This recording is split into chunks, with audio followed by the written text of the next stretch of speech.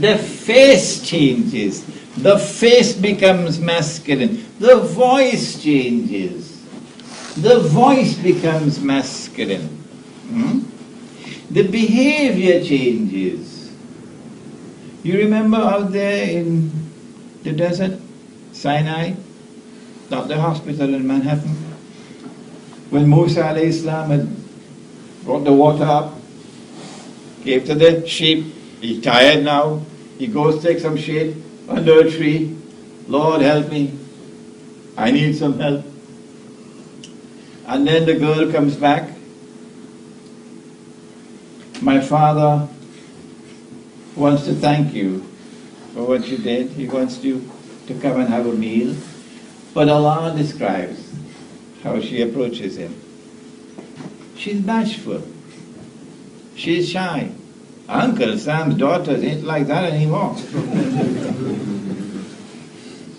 And after Dajjal has destroyed her femininity,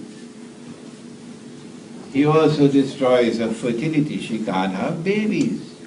So now she's got to go to the clinic, the fertility clinic. And this guy comes along, this Dajjal, and tells her, after all of that, he tells her, you come a long way, baby. Imagine that. So now she has to go to the woman down in the hold of the ship so that her womb will become a factory.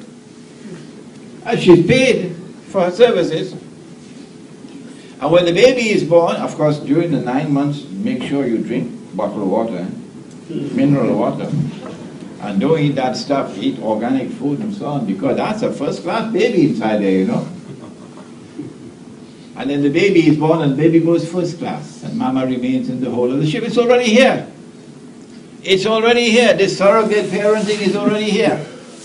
Why pay $70,000 in the United States when you can go to Bangladesh and get it for $7,000? You can go to India and get it for $7,000. Huh? So you have to open your eyes and see. You have to take a little time to see. And when you look, you must look with nur from Allah. And then you'll see the slave woman giving birth to her mistress. And so there is a spiritual requirement for the study of the modern world. And in that spiritual requirement, there is an epistemological requirement. The Prophet said, every prophet has warned his people about Dajjal, and the Prophet Noah warned his people about Dajjal, but I am going to tell you something no one ever said before me. Dajjal sees with his left eye. He's blind in the right eye. It looks like a bulging grape. Between his eyes on his forehead is written the word kafir. And every mu'min will be able to read it. Whether the mu'min is katib or ghayru katib, literate or illiterate. Dajjal is going to travel on a donkey. The donkey will travel, because he's going to ride on a donkey. The donkey will travel as fast as the clouds. The donkey will have his ears stretched out wide. Dajjal is going to step into the water and into the ocean, and the water will reach him up to his knee. Dajjal is going to be jumping between the heavens and the earth, not the heavens, the samawat, the skies and the earth. The earth will deliver its treasures to Dajjal. In this retreat, you will learn that moment when Dajjal will appear in human form in Jerusalem and declare, I am the Messiah. And then rub his hands and say, mission accomplished. It's not too far from now. This child should live to see it. But on that day when Dajjal stands up in Jerusalem and declares, I am the Messiah, what are you going to do? when he has two eyes? Are you going to say, no, you can't be Dajjal? Because the Prophet said you have one eye, so why don't you have one eye? Huh? And what are you going to do when he says that he is the Messiah, but he doesn't have a flying donkey? You're going to ask him, where is your flying donkey? And what are you going to do when if he steps into the ocean, he goes sinking down right down? Huh? If he steps into the ocean, he goes down. Come jump, let me see how high you can jump. And he jumps and he can only jump 2 feet. But the Prophet said that you will be jumping between the heavens and the earth. We have an epistemological challenge here. If you insist that there is nothing symbolic in Islam, in the Quran and the Sunnah, requiring interpretation that has not been interpreted by Allah and His Messenger, nothing. Everything which had to be interpreted has already been interpreted. On that day, you'll have to say to him, you are not Dajjal, when in fact he will be Dajjal. But on that day, we who use a different epistemology,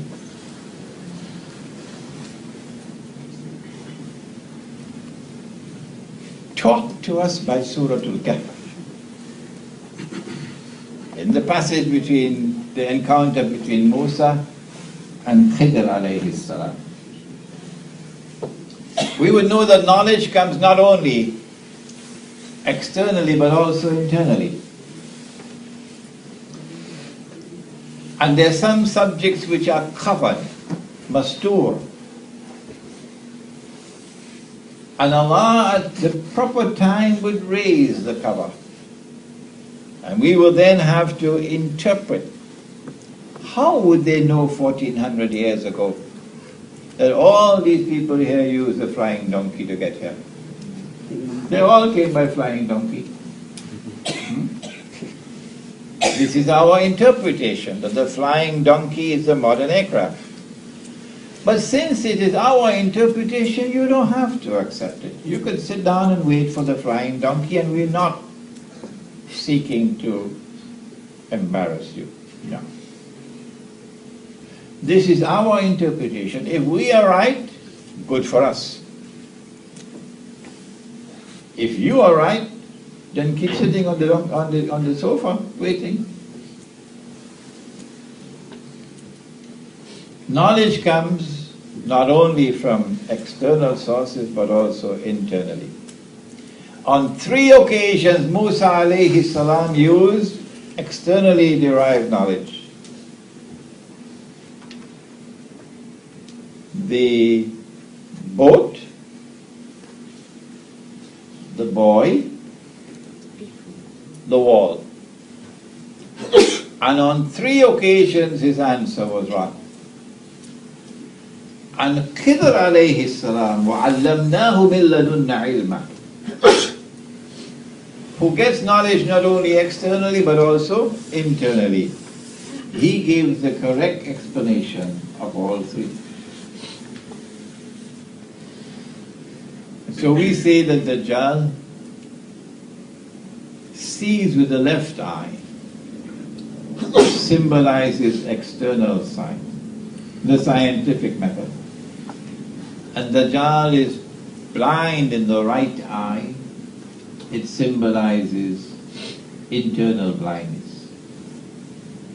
And Ambassador Adlan Rose spoke this morning and will be speaking again.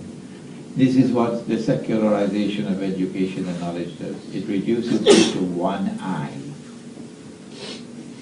In fact, if you could see 2 eyes, you're not going to succeed as a politician. You'll be fired as a minister if you can see with 2 eyes. And on his forehead is written the word kafir. The reason why Ali radiallahu ta'ala anhu could read it, but Abu Jahl cannot. It's not because there's something defective with Abu Jahl's eyes, because Ali radiallahu ta'ala anhu is seeing with the internal eye. And when Dajjal steps into the ocean and the water reaches in up to the knee, we say, oh, that's already happening. He has already created the technology with which to be able to reach down to the bottom of the ocean and pick up things as though the water is reaching him to his knee. And when he said that Dajjal is jumping between the heavens and the earth, we say that's already happening. He has already advanced that technology with which to be able to, so to say, jump between the heavens and the earth. This is a tremendous debate in the world of Islam today. This is our view on this side. And our view is gaining momentum day by day because it makes sense. It explains the world. And there is the other view which we must also respect because they are our brothers and they are learning men, who refuse, absolutely refuse, to explain any of these things symbolically. No. Only Allah and His Messenger can explain. And when this Messenger of Allah has died, no one has the authority to interpret anything symbolically. And so we end, it's now 8:30, with this introduction. There'll be no questions tonight. There's no need for any questions tonight. With this introduction to the link between Islamic spirituality, which is al-ihsan, which is to be able to see what otherwise cannot be seen, to see with the nur of Allah, and this is firmly planted in the Sunnah and in the Hadith. اتقوا فراسة المؤمن فإنه ينظر بنور الله.